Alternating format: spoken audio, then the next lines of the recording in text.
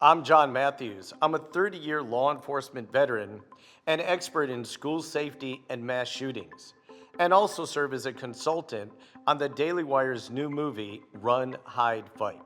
In the movie Run, Hide, Fight, students and teachers are faced with an active shooter situation. And as we move from this COVID environment of distance learning back into a more normalized educational routine, we want to make sure that students, teachers, faculty, and staff remember what to do if they're ever faced with an active shooter or mass shooting situation.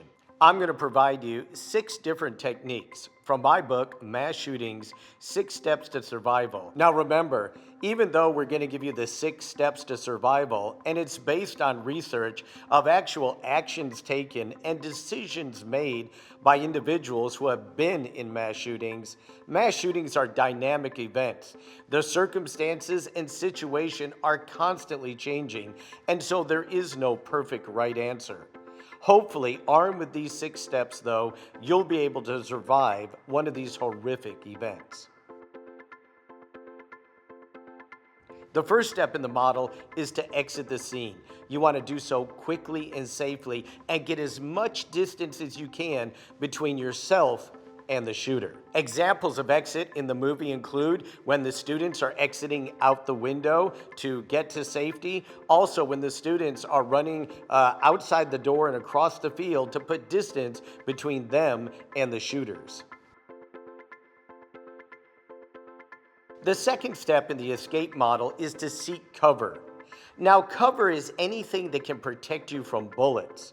That means a steel girder or a brick wall. It might be a vending machine or a really heavy-duty copier in an office in a school.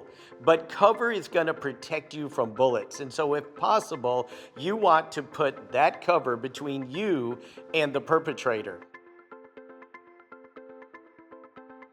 The third step in the escape model after exiting and seeking cover is finding concealment.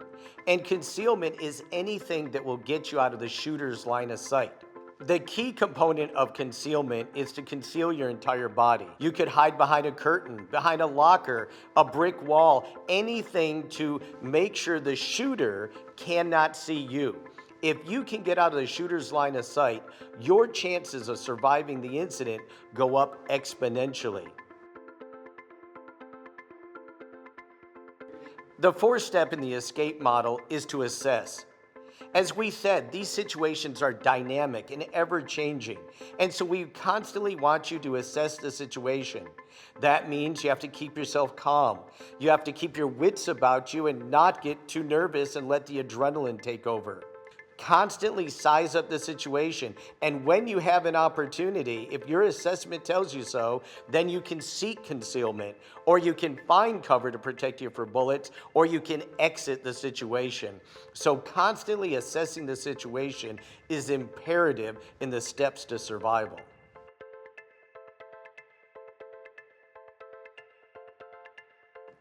The fifth step in the escape model is present a small target.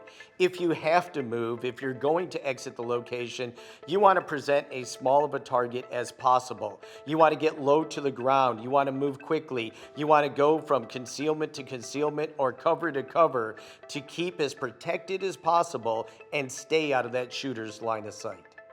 In the course of the movie, you see many of the students trying to duck down in the cafeteria or get low behind some of the furniture. When they run, they're moving in a crouch-like position, whether they're running through the field or through the hallways of the school. So they're trying to demonstrate presenting a smaller target, making it harder for the offender to shoot them. And as you keep moving or move from cover to cover or concealment to concealment, your chances of survival go up. The last step in the 6-step model of survival is engage. And you only want to engage the offender as a last resort if you have no other choice.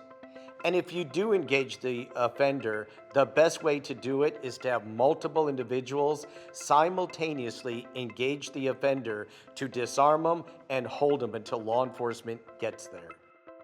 Now that you're familiar with the 6 steps to survival, exit, seek cover, concealment, assess the situation, present a small target, and engage as a last resort.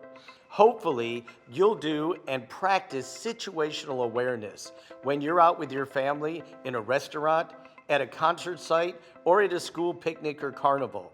You'll be able to look at the situation around you and know where escape routes might be, know where to find your family if you should get separated, and practice good safety measures that will keep you and your loved ones alive if you should find yourself in a horrific situation.